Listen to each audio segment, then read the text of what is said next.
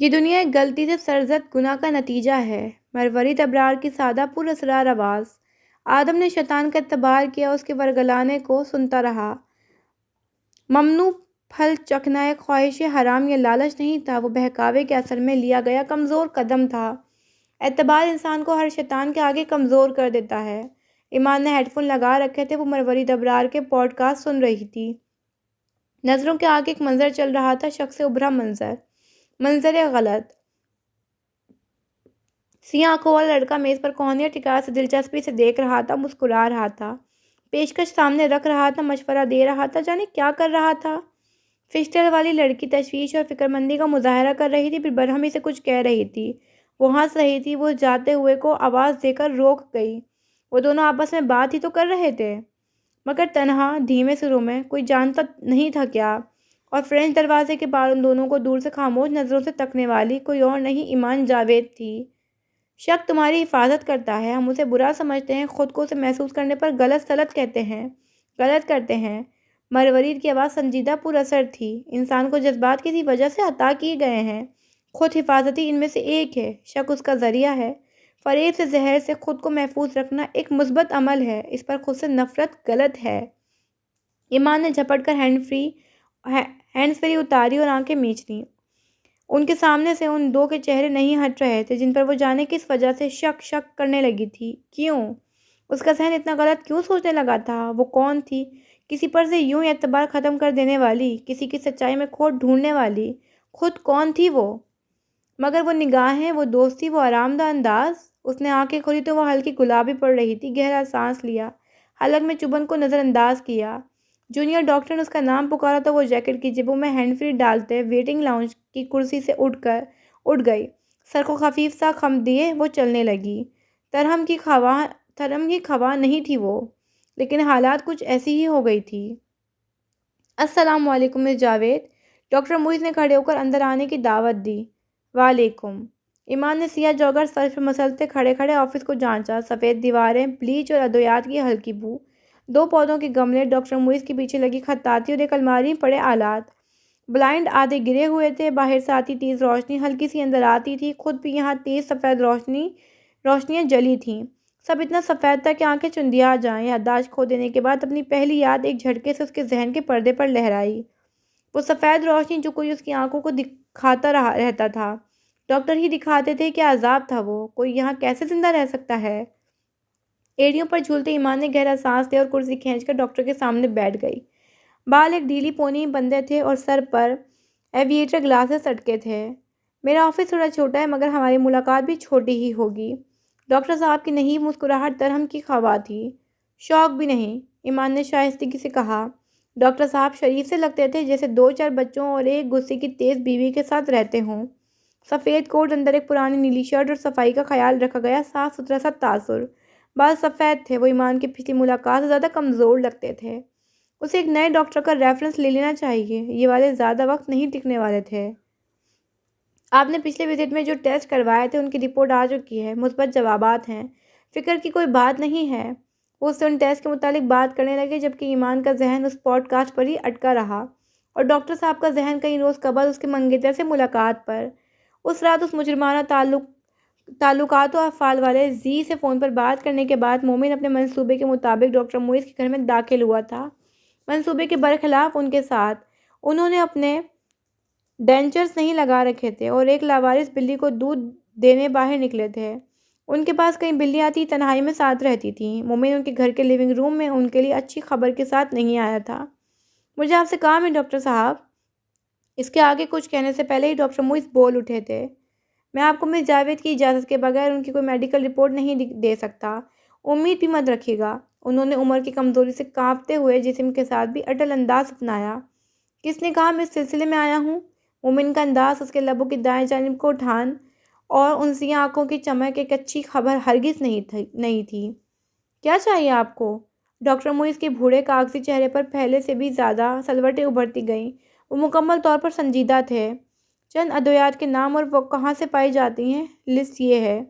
اس نے انہی کے نوٹ پیڈ سے ایک کاغذ کا ٹکڑا پھاڑا اور اسے ان کے سامنے دھر دیا۔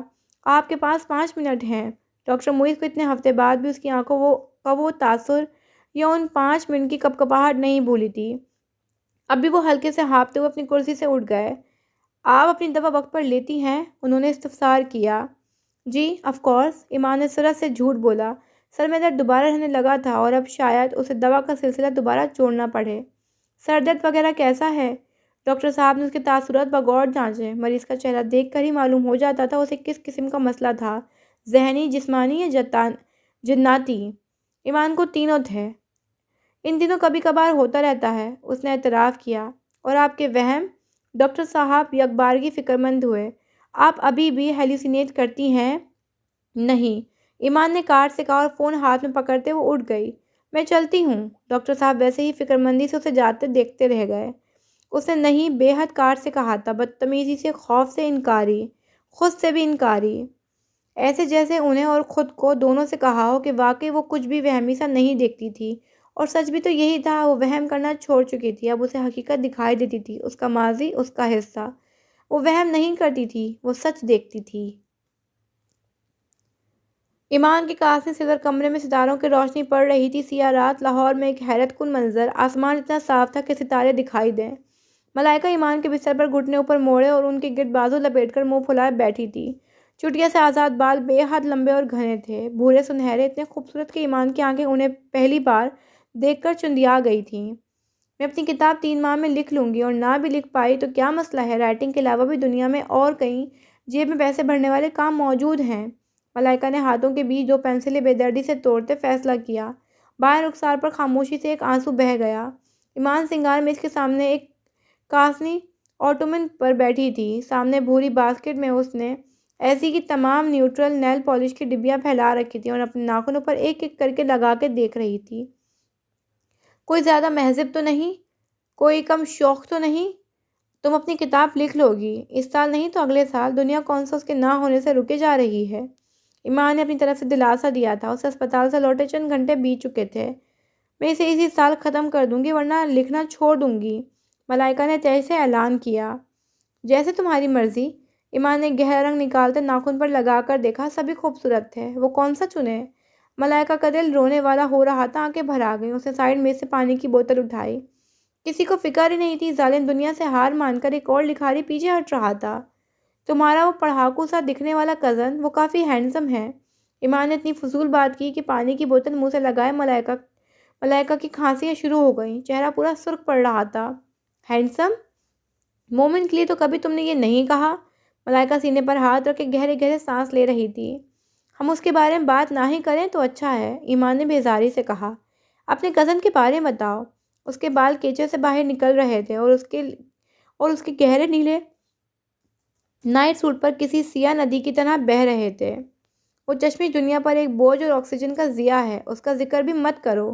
ملائکہ نے چوٹی کھینچنے کے لیے ہاتھ اوپر کیا، پھر محسوس کرنے پر یاد آیا بال کھول رکھے تھے۔ حد ہے یار، مجھے وہ ایک کافی معقول انسان معلوم ہوتا ہے، سمجھدار، عقل مند اور مہذب۔ پلس اسے مجھے دیکھتے ساتھ ہی میرا گلا نہیں دبایا، حالانکہ اگر میں نے اس کو کبھی نقصان پہنچایا تو وہ دکھنے سے اپنے دشمن کے ساتھ عزت کا روادار نہیں لگتا۔ وہ کسی کے بھی ساتھ عزت کا روادار نہیں ہے۔ اس کی اچھائیاں بیان کرنا بند کرو، سب دکھاوا ہے۔ وہ ایک بے عقل کتابی کیڑا ہے جسے اپنے علاوہ کوئی نہیں دکھتا، خود پرست، انا پرست، بدتمیز، صاف گوئی کے نام پر اچھے اچھوں کو بے عزت کر دینے والا، دنیا پر ایک بوجھ اور آکسیجن کا ضیاع۔ ایمان نے مکمل کیا۔ اسے مجھے دیکھتے ساتھ ہی بتا دیا تھا کہ میں اپنی ہینڈ فری گھما کر بیٹھی ہوں، اور اس نے بتا بھی دیا کہ وہ کہاں ہے۔ وہ ایک اسٹاکر نہیں لگتا، اس کے لیے کافی اصول پرست معلوم ہوتا ہے۔ ایک اور پرست جس پر ملائکہ نے ایمان کو دیکھا والے انداز میں گھورا، یہ وہ کیسے کر لیتا ہے؟ اس وجہ سے وہ تمہیں اتنا اچھا لگنے لگا ہے؟ اس سے ملنے سے پہلے تک تو تمہیں وہ ایک آنکھ نہیں بھاتا تھا؟ تب وہ میری آنکھ کے سامنے تھا ہی نہیں تو بھاتا کیسے؟ ایمان نے ڈبیا کو بند کیا، ناخن سکھانے کے لیے ان پر ہوا پھونکی۔ اب بتاؤ کیسے؟ ملائکہ طنزیہ اور شدید متنفر انداز میں مسکرائی۔ ارتداد کی فطرت کہہ لو، مگر وہ تھوڑا سائیکک قسم کا ہے۔ وہ ایک انسان کو دیکھ کر اس کی شخصیت جان لیتا ہے۔ کسی کی کھوئی ہوئی چیز ہو، کوئی بحث سلجھانی ہو یا آگ لگانی ہو، اسے چند سیکنڈ میں ہی علم ہو جاتا ہے یہ کیسے کیا جائے۔ یہ کوئی ہنر نہیں ہے، سالوں سے محنت کر کے نکھاری گئی خوبی ہے، جادو نہیں، مشاہدہ۔ ملائکہ نہ چاہتے ہوئے بھی تھوڑی ستائشی ہو گئی تھی۔ تمہیں تو ویسے ہی پہلے سے جانتا ہے، کڑیاں جوڑنے وہ ماہر ہے اور پیٹرنز اور نمبرز کا تمہاری طرح دل دادا ہے۔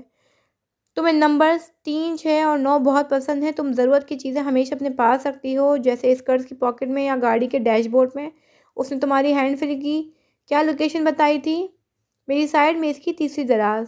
یہ رہا تمہارا جواب۔ ملائکہ نے شانے اچکا دیے۔ اس کے بارے میں بولنے پر آؤ تو تم تو اچھی خاصی تقریر کر سکتی ہو۔ ایمان نے شریر انداز میں پلکیں جھپکائیں۔ ہمیں جو پسند ہوتا ہے اس کے بارے میں ہم بہت بولنے کی طاقت رکھتے ہیں۔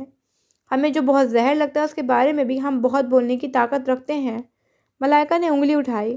اس آدمی نے اپنی زندگی کے 23 سالوں میں 0 کریکٹر ڈیولپمنٹ کا اظہار کیا ہے۔ ایسے شخص سے اللہ تعالیٰ ہم سب کی حفاظت کرے، آمین۔ ایمان ہنس رہی تھی، سارا وجود ہولے ہولے لرز رہا تھا۔ اس جوڑی کی داستان تو اسے بھی سننی تھی۔ اب وہ میرا الفا بھی نہیں رہا، ملائکہ نے اپنی بات میں وزن پیدا کرنے کے لیے کہا۔ اب سے مومن بھائی میرے الفا ہیں، ارتضیٰ اس کام کے قابل نہیں۔ مومن تمہارا الفا ہے؟ ایمان نے ضرورت سے زیادہ بلند کہا۔ سردیوں میں کمرے واقعی خاموش ہوتے ہیں، اونچا بولو تو زیادہ ہی اونچا چلا جاتا ہے۔ الفا ریڈر یعنی میرے لکھے سب سے رف ڈرافٹ کو پڑھ کر اس پر ریویو دینے والا انسان ایک ہوتا ہے۔ بیٹا ریڈر فائنل ورژن پر ایک آخری رائے دینے والا، مگر اس کی فی الوقت مجھے ضرورت نہیں۔ اچھا صحیح۔ ایمان نے گلابی پڑتے گال رخ پھیر کر چھپا لیے، پھر اپنے اندر ایک دم اٹھتی جلن پر ہراساں ہوتے نیل پالش کے ڈبیا دوبارہ کھول لیا۔ وہ خود سے کہنا چاہتی تھی کہ مومن اور ملائکہ کا ایک ساتھ ایک کتاب پر کام کرنا ایمان اور ملائکہ کے سسٹر بانڈنگ وقت پر مداخلت کرے گا، مگر وہ کسے بیوقوف بنا رہی تھی۔ اس نے ڈبیا دوبارہ بند کر دی، دانت کچکچائے۔ اسے یہی ملا تھا؟ تم نے کہا جیب میں پیسے بھرنے والا کام۔ جھٹکے سے موضوع بدلتے ایمان نے کہا، کیا لکھاریوں کو پیسے نہیں ملتے؟ اس نے گھوم کر ملائکہ کو دیکھا جو ایک دم پرجوش ہو گئی تھی۔ اردو لکھاریوں کو نہیں، کم از کم آن لائن نہیں، کتابیں شائع کرنے کی صورت میں تھوڑی سی رائلٹی مل جاتی ہے، مگر نہ ہونے کے برابر۔ یہ یورپ یا امریکہ نہیں ہے جہاں لکھنے والوں کے آرٹ کو آرٹ سمجھا جائے یا اس آرٹ کو سراہا جائے۔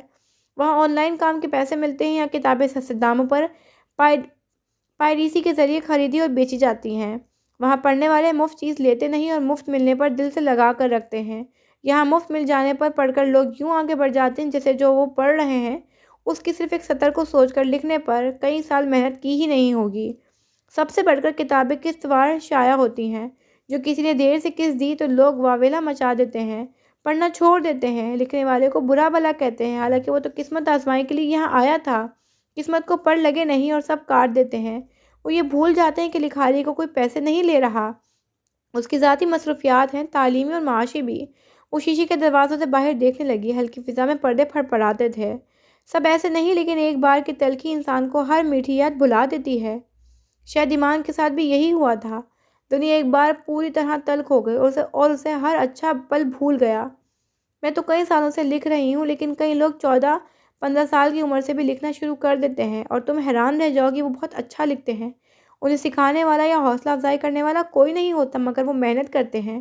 بدلے میں محنت کا معاوضہ تو دور کی بات، چند ایک بہت اچھا لکھا ہے کہ تجزیے کے ساتھ انہیں بھلا دیا جاتا ہے۔ جس کی قدر کرنی چاہیے اسے گھاس ہی نہیں ڈالی جاتی، جسے ڈال دی جاتی ہے وہ اپنی قدر کا پاس نہیں رکھ پاتا، اور قدر کرنے والے گہری باتوں کو نہیں پکڑتے۔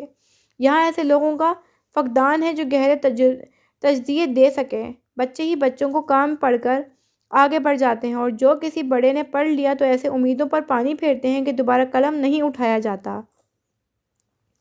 ملائکہ نے سکون و آرام سے یہ سب سنا رہی تھی جسے ہر بات تجربے سے کر رہی ہو، اور اب یہ اس کے روزمرہ کا حصہ ہو۔ ایمان نے خود کو کوسا، یہ واقعی ملائکہ کے روزمرہ کا ہی تو حصہ تھا، وہ ایک اردو لکھاری ہی تو تھی۔ لوگ کہتے ہیں اردو زبان میں خواتین نے جب سے لکھنا شروع کیا ہے رومانوی کہانی اور فحش مواد بڑھتا چلا گیا ہے، جسے پڑھتے بھی صرف خواتین نہیں بلکہ چھوٹی بچیاں بھی ہیں۔ ماں باپ انہیں ناولز پڑھنے سے روکتے ہیں کیونکہ وہ گندے ہوتے ہیں، پھر وہ چھپ چھپ کر واقعی وہی گندے ناولز پڑھتی ہیں جو چند ایک لوگ ہسٹوریکل، کرائم، ڈسٹوپین یا سائنس فکشن پر لکھ لیتے ہیں۔ انہیں پڑھنے والی عوام کا بحران ہے کیونکہ ایسی عوام کو عقل حاضر رکھ کر پڑھنا پڑتا ہے، وہ صرف چند منٹ کی لذت کے لیے کوئی ناول نہیں پڑھتے۔ عام کہانی کو خوبصورت انداز میں پیش کرنے والے نہیں رہے، مشکل کہانیوں کو لکھنے کی صحیح کرنے والے ان سے انصاف نہیں کر پاتے۔ سب کو منفرد بننا ہے، کسی کو کسی دوسرے کے اپنے ساتھ لے کر انفرادیت نہیں حاصل کرنی۔ ملائکہ بستر پر آڑی ترچھی لکیریں کھینچ رہی تھی، گمسم حالات پر متاسف خوابوں کی چاہ میں۔ اچھے مصنف بہت کم ہیں اور ان کی کمی ایسی ہے کہ مشہور ہونے کے بعد بھی وہ اپنا معیار گھٹا دیتے ہیں۔ شاید ہی کوئی اچھا لکھاری مشہور ہو جو مصنف بن جاتے ہیں۔ وہ الفاظ کے ساتھ اپنی ذمہ داری کو چند نوٹوں کے عوض خیر آباد کہہ دیتے ہیں۔ بہت کم لکھنے والے ذمہ داری کا پاس رکھتے ہیں، بہت کم۔ مصنف اور لکھاری میں فرق کیا ہے؟ وہی جو ایک انسان اور ایک سخنور میں ہے، پہچان۔ ملائکہ کی آنکھوں میں ایک روشنی سی ابھری تھی، اپنی محبت کے بارے میں بات کرتے ایک اندھیرے میں جلتی کرن۔ لکھاری تو کوئی بھی ہو سکتا ہے جو اپنے مقصد پوشیدہ رکھ کر بس الفاظ سے کام لے، وہ ایک لکھاری ہوتا ہے۔ کسی نے آرٹیکل لکھا، انسٹاگرام کی کوئی پوسٹ لکھ دی، لکھنے کے بارے میں سوچ لیا یا ایک آدھ افسانہ شائع کر دیا، مگر ایک مصنف، اس نے بلند دروازوں کے پار ستاروں کو مرکز نگاہ بنا لیا۔ وہ خواب تھے اس کے، جنہیں وہ دیکھ رہی تھی، جنہوں نے اس کا چہرہ روشن کر رکھا تھا۔ میں ایک مصنف بننا چاہتی ہوں، کئی سال بعد جس کی کتابوں کا حوالہ اسکولوں کالجوں کے نصاب میں دیا جائے، جس کا نام لوگوں کو یاد کروایا جائے، اس لیے نہیں کہ میں یاد رکھے جانا چاہتی ہوں یا مجھے شہرت چاہیے، بلکہ اس لیے کہ میں اپنا مقصد لے کر اسے قلم سے کرتاس تک لانا چاہتی ہوں۔ ایک نقشہ تیار کرنا چاہتی ہوں، ایک ایسے کام کے لیے جو مجھ سے پورا نہ ہوا تو کوئی اور اسے مکمل کرے اور لازمی کرے، اور اس کے سامنے میرا نام ہو، ایک انسان کا نام جس کی ذمہ داری اس پر ہوگی، جس کے خواب کو پورا کرنا اس کا مقصد ہوگا۔ اور تمہارا مقصد کیا ہے؟ ایمان زیر تبسم دھیرے سے گویا ہوئی، اس کے ٹوٹنے سے ڈرتے ہوئے کہیں اس کی بہن اتنے جوش سے بولتے ہوئے خاموش نہ پڑ جائے۔ مگر وہ غلط تھی، ملائکہ اپنے راز کھولنے کے ارادے نہیں رکھتی تھی۔ یہ میں نے تمہیں بتا دیا، تم ایک لکھاری کس نام کی؟ میں دوبارہ پوچھ سکتا ہوں، ہم اس ویران عمارت میں کیا لینے آئے ہیں؟ حمزہ نے سر چکرا کر رکھ دینے والی بوریت سے کہا۔ مومن نے جیکٹ سے اپنا پینٹ برش نکالا جس پر خشک جمع ہوا خون تھا، لب سفید پڑ رہے تھے، اس کے گناہوں میں اضافہ ہوتا جا رہا تھا اور وہ رک نہیں پا رہا تھا۔ ہم یہاں ثبوت اکٹھا کرنے آئے ہیں۔ ارتزت سریے پر پھیلے ٹوٹے کانچ کے ٹکڑے جانچنے فرش پر جھکا ہوا تھا۔ ایک توڑ پھوڑ کی شکار عمارت سری زمین پر گرا تھا اور مشینوں کے پرانے بکھرے ہوئے ٹکڑے اور لوہے کے ڈنڈے ہر جگہ گڑے ہوئے تھے۔ پچھلے 1 گھنٹے سے ہم یہ خلائی ثبوت ہی تلاش رہے ہیں۔ حمزہ نے ایک لکڑی کے ٹکڑے کو ٹھوکر ماری۔ مومن چہرے پر ہاتھ رکھتا نیچے جاتی سیڑھیوں پر بیٹھ گیا۔ ایک ٹانگ کا گھٹنا اوپر موڑ رکھا تھا، دوسری ٹانگ سیدھی گرا دی۔ تکان سے جسم مفلوج ہو چکا تھا۔ دماغ نہیں، پرہیزگاری وہ جوہر ہے جس میں تم ساری زندگی ناآشنا رہو گے۔ ارتزا نے چند کانچ کے ٹکڑے اٹھا کر ایک رومال میں لپیٹے اور انہیں اپنی جیب میں سنبھال لیا۔ تمہیں بڑا تجربہ ہے، معافی مانگ کر انتظار ختم کر سکتے ہو، مگر تم تو پرہیزگار ہو۔ حمزہ 20ویں منزل پر دیوار گر کھڑکی کی خالی چوکور میں بیٹھ گیا۔ خطروں کا کھلاڑی نہ ہو تو۔ ادھر کوئی نہیں تھا۔ صفائی ایسی ہے کہ لگتا ہی نہیں زیب نے کبھی اس جگہ کا استعمال کیا ہو۔ انہوں نے یا پھر کسی اور نے؟ مومن نے زیر لب خود سے کہا۔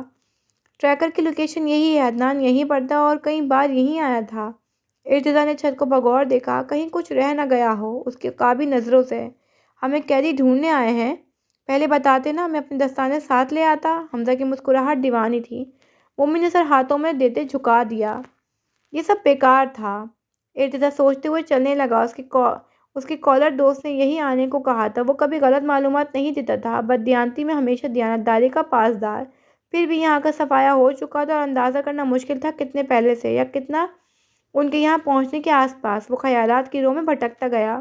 حمزہ خود کو پرسکون کرنے کے لیے گنگنانے لگا۔ اکیلا ہے من، اکیلا ہوں میں، بیان کا نہیں ملتا۔ یہ تو مومن کو بھی آتا تھا، مگر وہ سننے کی حالت میں نہیں تھا۔ مومن اور ارتزا دونوں تہی دستی کے عالم میں مضطرب اور بے صبر جواب ڈھونڈنے مصروف رہے۔ اتنا کھوجنا اور فائدہ کوئی نہیں۔ اس مجرمانہ ذہنیت و امور والے شخص نے فون پر یہی کا پتہ دیا تھا اور وہ غلط نہیں بتاتا تھا۔ ایک تو ہر راستہ ایک بند راہ میں بدلتے دیر نہیں کرتا تھا۔ ایک سوال کی کھوج میں 10 اور ہاتھ آ جاتے تھے۔ اس سے کون تنگ نہ آ جائے؟ مومن آ چکا تھا، ارتزا آنے والا تھا۔ ہاں، اکیلا ہے من پر مکمل ہے، یہ ادھورا ہو تم۔ اس سب سے صرف ایک انسان تھا جو تنگ نہیں آ سکتا تھا، بلکہ وہ ہر تنگی کو اپنی شدت سے ہرا سکتا تھا، بلکہ تھی۔ مومن نے سر اٹھایا، ہاتھ میں پکڑا پینٹ برش نظروں کے سامنے کیا۔ سرخ، دلچسپ، پراسرار، بلکہ ہو ہی نہیں۔ حمزہ سر لگاتے بیچ میں اٹک گیا۔ ارتزا بھی رک چکا تھا۔ مومن نے سانس لینا تک روک دیا۔ ہاتھوں کی انگلیاں لمبی کر کے برش بیچ میں گھمانے لگا۔ 1 چکر، 2 چکر، 3، پھر ایک نقطے پر آ کر اس کی نظر ٹھہر گئی۔ اس کا پورا وجود ساکت تھا، سر ٹیڑھا، لب بے بس بند، سازشی مسکراہٹ۔ حمزہ کا چہرہ اسی مسکراہٹ کا عکس تھا۔ یہ آدمی کچھ کرنے لگا ہے آخر کار۔ اگر ایسا ہے تو کاؤنٹ می ان۔ ارتضیٰ چشمہ اتارے کپڑے سے صاف کر رہا تھا۔ وہ ان کے پیچھے ہے، ہمیشہ سے ہی رہی ہے۔ اس نے ابرار منزل میں ایک کمرے کو اپنا ہیڈ کوارٹر بھی تو بنا رکھا ہے، پتہ نہیں کون سا، لیکن میں ڈھونڈ نکالوں گا۔ مومن کی مسکراہٹ بے اختیار تھی، بے یقین تھی، بے چین اور پرجوش تھی۔ ہمارے دشمن واہمی ہیں اور ان کے بارے میں سب سے زیادہ وہی تو جانتی ہے۔ بھائی ایک سیکنڈ، حمزہ نے ایک ہاتھ اٹھایا گویا مؤدب طالب علم ہو۔ کیا تم اسی کی بات کر رہے ہو جس کے بارے میں مجھے لگتا ہے کہ تمہیں خوش فہمیاں ستائے رکھتی ہیں؟ ایمان جاوید کرمانی۔ ارتضیٰ نے استحضائیہ سر جھٹکا، اسی کی کمی رہ گئی تھی۔ اس نے مجھے اپنے ساتھ باندھ رکھا ہے، مومن نے مستعدی سے کہا۔ میں 24 گھنٹے اس کے ساتھ رہنے کا پابند ہوں۔ یقیناً اس نے یہ کچھ نہ کچھ سوچ کر ہی کیا ہے، مگر اس کا فائدہ کیوں نہ اٹھایا جائے؟ ویسے بھی یہ سب اس کی وجہ سے شروع ہوا تھا اور اسے سب معلوم ہے۔ ارتضیٰ اور حمزہ نے اتفاق سے نگاہیں ملائیں۔ خیالات ایک تھے۔ لڑکا سٹک گیا ہے۔ مجھے غلطی سے لگا تھا کہ تمہارے پاس کوئی منصوبہ ہوگا، مگر ان دل خراب کر دینے والی تصاویر بنانے کے علاوہ تم نے واقعی ہوش کھو دیا ہے۔ میڈیوسا سے زیادہ ایک سائیکیٹرسٹ کی تمہیں ضرورت ہے۔ میڈیوسا نہیں، پینڈورا۔ مومن نے بے خودی سے درست کیا۔ پچھتاوا تک نہ ہوا، اس نے رات دیر تک بیٹھے اسی دن ان دقیانوسی یونانی داستانوں کے بارے میں ہر انٹرنیٹ پر موجود شے پڑھ ڈالی تھی جب ایمان نے اسے اپنے ارادوں سے آگاہ کیا تھا، اور اب وہ مومن کے منصوبوں کا ایک اہم حصہ بننے والی تھی۔ پچھلے 4 سال سے میں چند کام کر رہا ہوں، مومن نے آغاز کیا، اپنی فیملی کو ایوائڈ کرنے کے علاوہ۔ حمزہ نے جمائی روکی۔ مومن نے اسے گھورا، اس کو نیچے گرانے کے شدید خیال کو لگام دیتے ناک اٹھائی۔ مومن اور اس کے مغرور انداز و اطوار۔ ہر لوکیشن کا خود جائزہ لینا، پرانے اخبار، لوگوں کی گواہیاں، گھروں کے پتے، چہرے، خاندان، جوڑ، ہر طرح کی کڑیاں۔ اس نے توقف کیا، چہرے پر سایہ چھا گیا۔ ڈوبتے سورج کی عوض یا ماضی کے خود پر پڑتے عکس سے وہ نہیں جانتا تھا، اور سب سے بڑھ کر وہ مرکز سیاہ جہاں سے ہر جھوٹ آزاد ہو گیا۔ کہیں دور کووں کے پھڑپڑائے تھے، کہیں پرندوں اور جانوروں کی صوت نے بازگشت کا آغاز کیا۔ جھوٹ 7 طرح کے ہیں۔ ایک وسیع جنگل، اس کے بیچوں بیچ ایک دیمک زدہ 4 دیواری، بیلوں سے ڈھکی کھڑکیاں اور دروازے، مرجھائے پودوں کی مہک، خنکی اور حبس، طاقتور دیوار اور ببول کے درمیان کھڑا، سالوں سے اندیکھا، چھپا ہوا، تنہا حال۔ غلطی سے بولا گیا مگر ایک جھوٹ۔ Flashback. ایک چھوٹے سیاہ گیٹ پر سے پھلانگتا لڑکا، کم عمر، دبلا سا، سر پر ہوڈی گرائے، جاگرز پہنے، ہاتھ میں ایک پاکٹ نائف تھی۔ حال۔ چھپا لیا گیا مگر ایک جھوٹ۔ Flashback. گھٹنوں سے اوپر آتے تک گھاس کے نوکیلے تنکوں میں سے راستہ بناتا وہ پتھروں پر قدم جماتا گیا، نظریں دور آگے جمائے اپنے ہدف پہ۔ حال۔ ہیر پھیر مگر ایک جھوٹ۔ Flash back. اس کے ہدف اس ننھے بنگلے کے نمودار ہونے کی دیر تھی، اور ماضی ایک سیاہ روشنی میں ڈوب کر نظروں سے اوجھل ہو گیا۔ حال۔ جھٹلایا گیا مگر ایک جھوٹ۔ Flashback. یہ ابرار منزل کی سیاہ سفید راہداری تھی، اب ایک تاریک کمرہ نظر آتا تھا، سالوں سے بند، فرسودہ، انتظار میں، جالیوں اور دھول سے اٹی گلابی سفید دیواریں، سفید چادروں سے ڈھکے بستر، میز اور کینوس، ایک مصور کے ہاتھوں، رنگے شاہکار۔ حال۔ مختصر مگر ایک جھوٹ۔ Flashback. سیاہ میں ملبوس لڑکی بستر پر کھڑی ہوئی، دیوار پر ٹنگے فریم سے زوردار جھٹکے سے چادر کھینچی، نظروں کے سامنے ایک تصویر آویزہ ہوئی۔ حال۔ مبالغہ مگر ایک جھوٹ۔ Flashback. گہرے اور ہلکے نیلے رنگوں میں ڈوبا سما، درختوں کا بلند سایہ، ایک تالاب پر چھایا اندھیرا، اور اس کے بیچوں بیچ سطح پر پیروں کی نوک پر کھڑی لڑکی۔ حال۔ یا پھر سرے سے ایک نئی کہانی کو رنگ دینا مگر ایک جھوٹ۔ Flashback. وہ آنکھوں میں آنسو لیے چمک رہی تھی، اس سیاہ و سرمئی منظر میں جھلکتا واحد منور نفس، مگر وہ ایک لڑکی نہیں تھی، وہ ایک پرندہ تھا، ایک سفید گھائل فاختہ۔ حال۔ اور سچ؟ Flash back. مگر ہر فاختہ کا اختتام اس کے پروں اور جان سے نہیں ہوتا، اس منظر میں وہ ایک لڑکی بھی تھی، ایک فاختہ بھی، اور ایک بند سفید نیلوفر۔ حال۔ وہ ہم اس دنیا میں نہیں بولتے۔ Flashback. اپنے زوال سے گزرے 2 دلچسپ داستانیں۔ حال۔ وہ کب کھڑا ہوا تھا اور کب ریلنگ سے نیچے کا راستہ ناپتے ان دونوں تک سیڑھیاں سے واپس اوپر آیا تھا، یہ وقت اب بیت چکا تھا۔ اب بس وہ تھا، اس کے لفظوں کی گونج تھی، ان کی چھوڑی خاموشی، اور اس کے آگے کا لاہے عمل، ایک فریب، مگر اس کے آگے عزت سے پیش کیا گیا۔ کبھی کبھی اسے ایمان بلا وجہ ہی اچھی لگنے لگ جاتی تھی۔ اس شیطانی خود کلامی کو میں نے ریکارڈ کر لیا ہے۔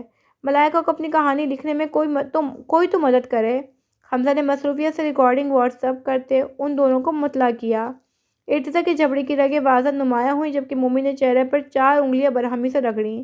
کاش جو کسی کو اس کے مشکل الفاظ سمجھ میں آتے۔ میں اس کی بہن کی مدد لوں گا، مومن نے سمجھانا چاہا۔ اپنی منگیتر کے لیے تم نے مجھے پہلے بہت ڈچ کیا ہے، اب ایک سازش کے لیے ہی صحیح، ویسے یہ سوچا ہے کہیں محبت نہ ہو جائے؟ حمزہ کے دانت چمکے۔ مومن نے بس سر جھٹکا، جائے یہ بھاڑ میں۔ چشمش، میں نے اب تک تم سے پوچھا نہیں ہے۔ حمزہ نے جیسے آج ان دونوں کی ناک میں دم کرنے کی ٹھان رکھی تھی۔ وہ پیچھے نہیں ہٹنے والی اور تم بھی نہیں، تو آگے کیا کرنے کا ارادہ ہے؟ اتنا ذلیل سوال۔ ارتضیٰ کی مسکراہٹ بھی بے حد ذلیل تھی۔ خود خوشی۔ حمزہ ہلکا سا ہنس دیا۔ شکر ہے میں تم دونوں کی طرح کسی لڑکی پر دل نہیں ہار بیٹھا۔ مومن اور ارتضیٰ کے سر تیزی سے ایک دوسرے کی جانب مڑے۔ جہاں مومن نے اپنا سرخ برش حمزہ کے سامنے لہرایا، ارتضیٰ نے جیب سے تازہ خون والا خنجر برآمد کیا۔ کسی نے اس ذمہ دار شہری سے خنجر کی بابت استفسار نہیں کیا۔ خونی سرخ پراسرار کرمزی اور ریڈ سنہری بالوں اور سبز آنکھوں والے آدھے سے زائد فرنگی نے سیٹی بجائی، دوستوں کو تلخی سے داد دی۔ حمزہ اورنگزیب اپنی زندگی میں پہلی بار لاجواب رہ گیا تھا۔ تو گائز 7ویں ایپیسوڈ بھی ختم ہو گئی ہے۔ آپ لوگوں کو ایپیسوڈ کیسی لگی اپنے ریویوز شیئر کرنا مت بھولیے گا۔ تو چلے اب انشاءاللہ اگلی ایپیسوڈ ملیں گے، تب تک کے لیے اللہ حافظ۔